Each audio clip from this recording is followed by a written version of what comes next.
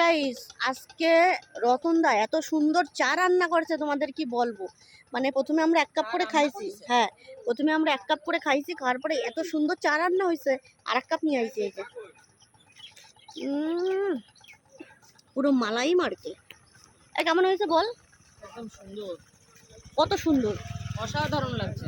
ওই তো দেখেছো, হেভি সুন্দর চা রান্না হয়েছে আজকে।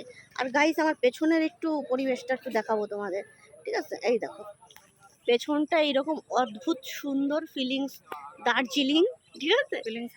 ফিলিংস হাগু না, ফিলিংস দার্জিলিং। সব সময় বাজে কথা বলে, সব সময় বাজে কথা বলে, বলে ফিলিংস হাগু। কিছু বলো তোমরা। এই কি বললি? বল বল, কি বললি? কিছু বলিনি, তুই সবসময় আমার দোষ দিস কেন? গাইস, আমি বলছি দার্জিলিং, ও কয় ফিলিংস হাগু। মানে সব সময় এরকম। আর কি করে জানো, হাগু করার সময় ফোন নিয়ে যায়। হাগু করার সময় পায়খানার মধ্যে ফোন নিয়ে যাবে, ওর ফোন না নিয়ে গেলে আমার পটি হয় না। ওই দেখো, ওর ফোন না নিয়ে গেলে পটি হয় না। আর কি ফোনে যখন চার্জ থাকে না, আমি পাওয়ার ব্যাংকে বসায়ও নিয়ে যাই, দেখেছো?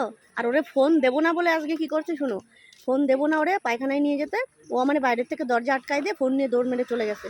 এই সমস্ত করে আমার সাথে ফিলিংস আগু।